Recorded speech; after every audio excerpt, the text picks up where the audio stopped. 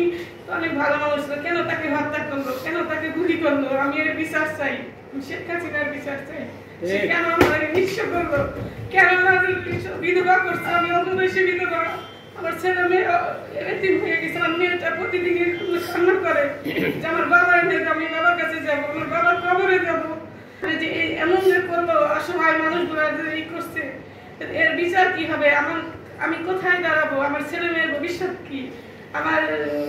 আমার ডিসি সাহেব গতবার এর আগে যে আসছিল, সে আমার কিছু সহযোগিতা করছে। এখন যে আছে যে ডিসি সাহেব, সেও খুব ভালো, সেও আমার সহযোগিতা করছে। জেলা প্রশাসন, সবাই আমাদের হেল্প করছে, যথেষ্ট ভালোবাসতেছে, সবাই করতেছে। আমি অনেক সম্মানও পাইতেছি। এটা আমার কপালে ছিল দেখে আমি এখানে আসছি, তাহলে তো আমার আসার কথা ছিল না। এখন আমার একটাই কথা, আমি যদি এই যে আমার এ দেয় ও দিল, কিছু কিছু কিছু করে, ওকে তো আমার সংসার চলে না। আমার যদি স্থায়ীভাবে কিছু করে, সেটার আমার সরকারের ব্যবস্থা করতে হবে। আর আরেকটা কথা শুনছি আমি, নগদ মানে টাকা 5 লাখ টাকা করে শহীদ পরিবারকে দিচ্ছে। আমি তো এখানে কিছুই পাইনি, এখন কোথা থেকে পাবো, কি করবো জানি না। এটা তো আমার লোভ না, এটা আমার স্বামীর অধিকার, আমার ছেলে মেয়ের হক।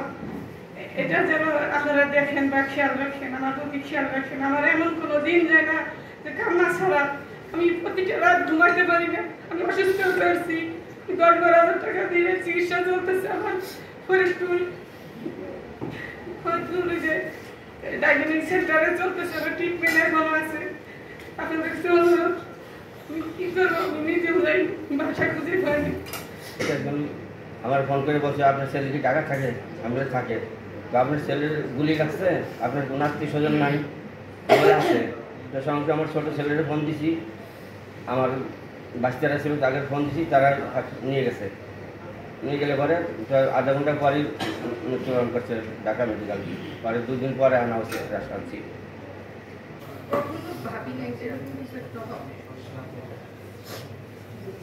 সেদিনের কথা ভাবলে রাতে ঘুম আসে না।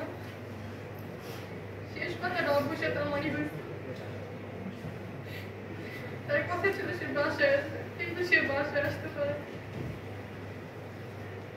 তার লাশ ছিল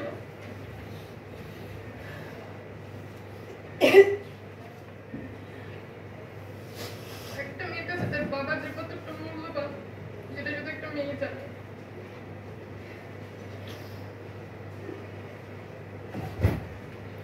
বাবাকে ছাড়া এখন আমরা পুরোপুরি এখন অসহায় হয়ে পড়েছি।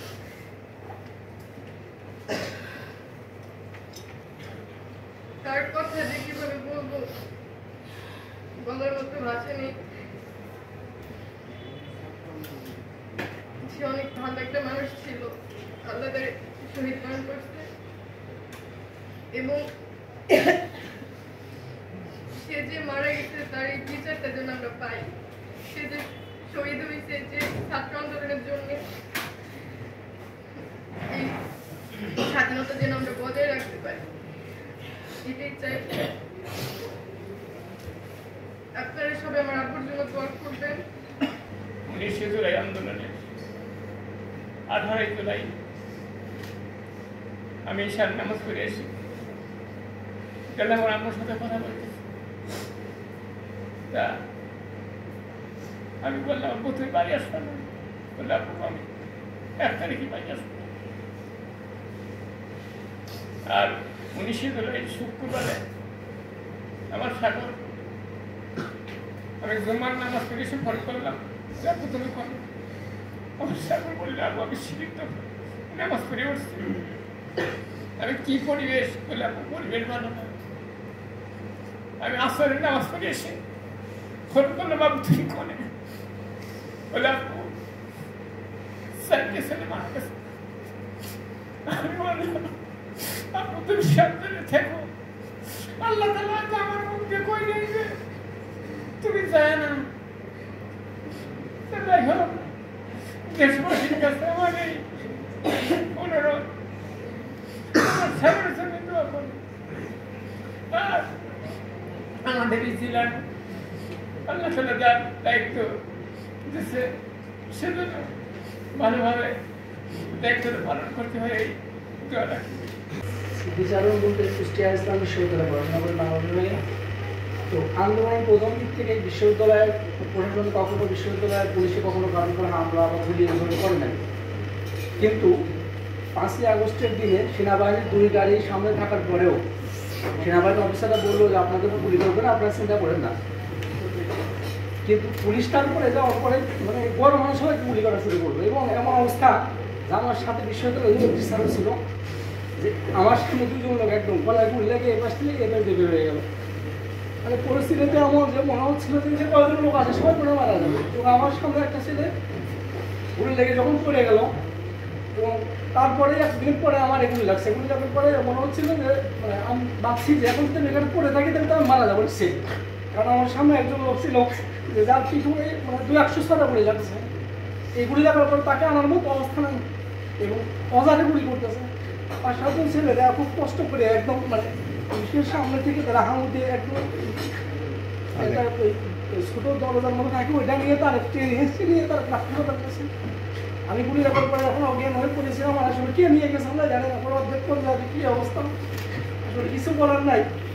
কিন্তু এই একটা কথাই বলতে চাই, যেহেতু এখানে আমাদের তখন দিদি সাহেব পুলিশের বিষয় আছে, আজ পর থেকে আমরা চাই না যে কোনো মায়ের বুকে যে পুলিশকে গুলিতে নিতে হয়।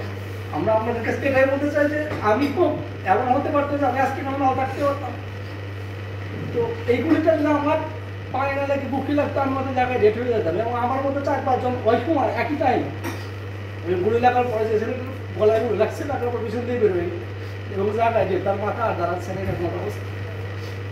এবং আমি বলতে চাই আসলে আরেকটা বিষয় যে ওই সময় যারা ছিল আসলে সবাই জানতো যে কোনো সময় গুলি লেগে যে কেউ মারা যেতে পারে। এটা